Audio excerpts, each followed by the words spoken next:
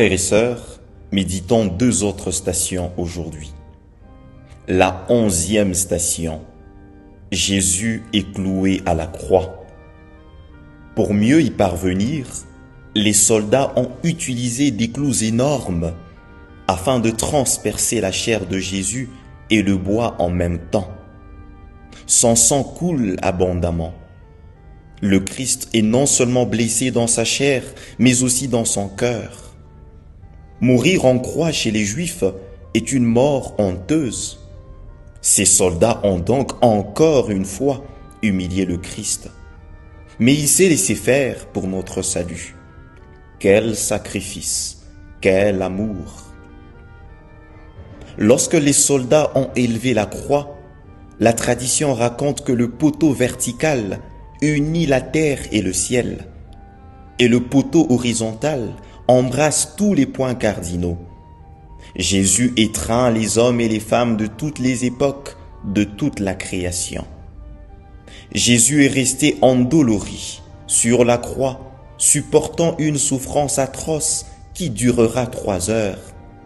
Regarder Jésus mourir en croix doit éveiller en nous non seulement la compassion, mais aussi et surtout la capacité d'unir notre vie à l'offrande du Christ sur la croix. Jésus, l'agneau des dieux, a tout supporté, tout enduré pour toi, pour moi. Il a même demandé à son Père et notre Père de pardonner à ses meurtriers, aux passants qui lui ont été indifférents et sans amour. Que l'offrande de sa vie fasse de nous des hommes et des femmes nouveaux, ardents à faire le bien, compatissants et aimants. La 12e station, Jésus meurt sur la croix.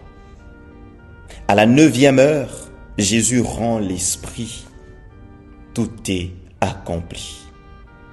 Par sa mort, il a accompli la mission pour laquelle il est venu sur terre, sauver l'humanité. Il a atteint son objectif. Sa voix s'est éteinte, ses yeux se sont fermés.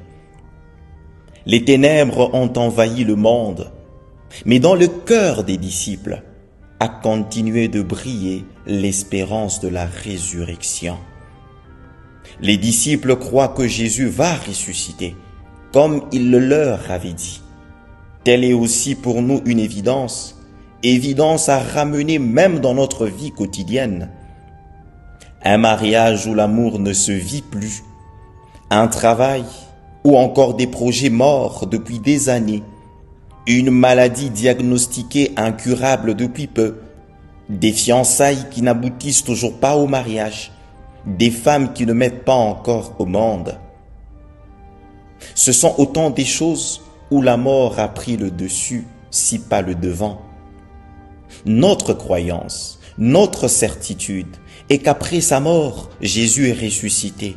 Et notre foi nous conduit alors à la résurrection dans les choses quotidiennes. Croyons que Dieu peut encore faire quelque chose pour nous, qu'il peut restaurer cet amour perdu dans un couple, ce travail manqué ou encore qui se recherche, ces projets stériles, ce manque de foi. Jésus meurt pour nous et va ressusciter aussi pour nous. Bonne montée vers Pâques et que la paix de Dieu soit avec vous.